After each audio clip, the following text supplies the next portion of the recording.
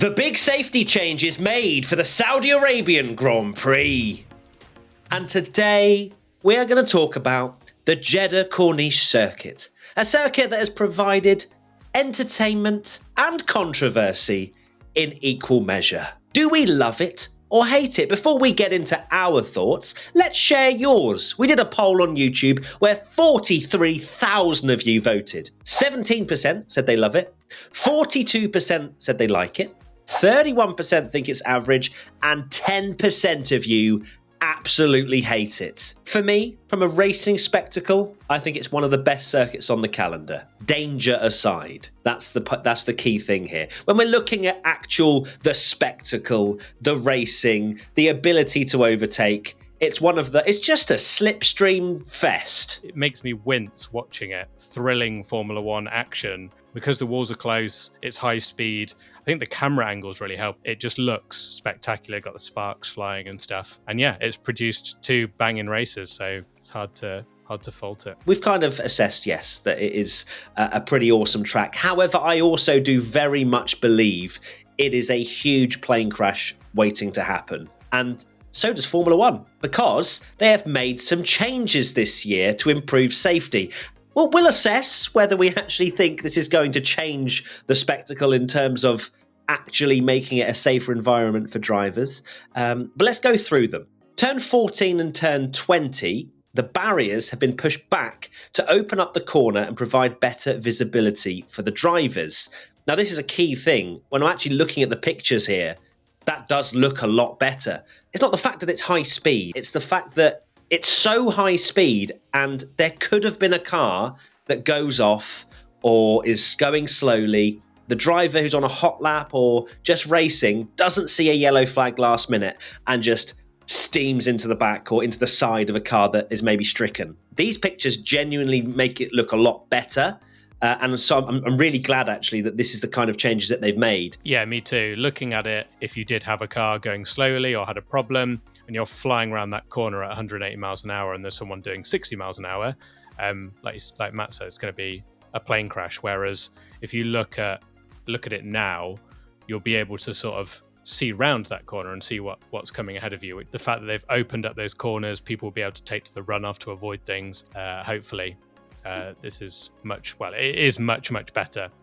Whether there's more to be done is another question, but these two are definitely kind of two of the trigger points. So are these changes enough? So obviously what turn 14, turn 20, but there are many other parts of the track that are high speed, potentially very dangerous. They have pushed the walls back at turns 8 and 10.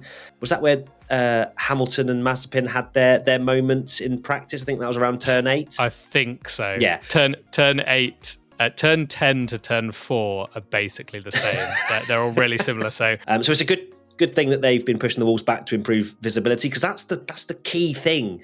But is it enough? You've got turns 4, 5, 6, for example, which is exactly the same. But then you weigh up, okay, right, when are we getting not too safe, but when do we modify it too much that it actually loses that element of, wow, this is quick? Because I guess the whole point of this Jeddah Corniche Circuit is the fact that the walls are close and it is a very high-speed street track, that it is a difficult balancing act. But I am glad to see that turns 8 and 10 have changed as well, slightly, as well as adding beveled curbs. Basically, I've read they're just apex curbs at turns 4, 8, 10, 11, 17 and 23. What that means, I don't think a huge amount. But yeah, I think visibility is the really key thing for this track. Yeah, it is. And that's one thing the drivers really pointed out the first time they drove this track. You're flying into corners, you can't see what's around the corners. And that is the big sort of thing that the drivers really spoke about when we were there in 2021. And I guess the reason they haven't been able to change it is the fact that it was the penultimate round in 2021 and the second round in 2022. So they haven't had that nice amount of time to change it. So it's nice that they have actually taken that driver feedback on board. Another sort of change that they've made is include rumble lines, which have been placed at turns 3, 14, 19, 20 and 21 to essentially stop or try to deter drivers from running wide and to essentially slow them down and to keep them within track limits, I suppose, as well. Right, listen up, everybody. We are doing a live podcast show on the 6th of April in London, Leicester Square. Myself and Tommy are going to be waffling in your eyes and ears. Yes, so sign up to the pre-sale link, which is in the description, and we'll maybe see you there on the 6th of April. Yeah! So will it improve the safety? That's the big question. We asked some of you for your thoughts on the circuit. First one comes in from Full Chicanery. The track is on the edge of being too dangerous, but that adds to the excitement. Drivers are on the absolute limit, especially during qualifying. 2 out of 2 races so far have been bangers, and if it was in Europe instead of Saudi Arabia, it would probably be a top 5 circuit on the calendar. I think I agree with pretty much all of that. Realistically, I think that even with the fact that it is in Saudi Arabia, I think a lot of people, well, clearly according to the poll, at least rate this circuit in some way. Yeah, it's high octane action. We'll see if it delivers 3 out of 3. It has all the characteristics for just a ridiculous race. We can't rely on rain, but we have the unpredictability of a ridiculously fast circuit. It's always going to be one of those races where you get either 6 safety cars or none. And that's exactly why Baku, I think, has maybe changed a little bit, because it's not quite been the same in recent years because it's missed that chaos. Next comment comes in from Thomas Andrews 01. I think it's a great spectacle, and we have had 2 very good races there, but I just feel like a high-speed, narrow street circuit with blind corners is just a massive accident waiting to happen. I was completely of this opinion over the first 2 years. I think that we were very lucky to get away with, pretty much not having an aeroplane crash, but they have made changes, and I think it is definitely in the right direction.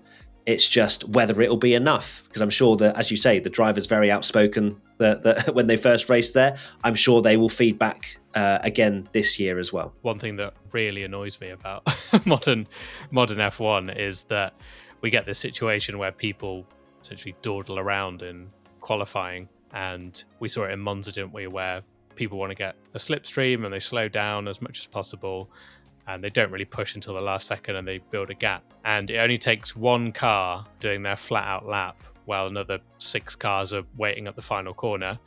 And these could be blind corners that you're going to have a really horrendous incident, and the race engineers are going to have to be like on point. I've not actually seen yet, but I'm sure there'll be some news on it soon, is where the DRS zones are going to be, because that's quite a fascinating part of Saudi, is that DRS chicken. DRS chicken for the last 2 years, and it seemed like, is this going to be a ridiculous thing that's going to happen in Formula One? But no, it's just the nature of Saudi and how it works, because realistically it's only happened twice in recent years, and it's both been Saudi.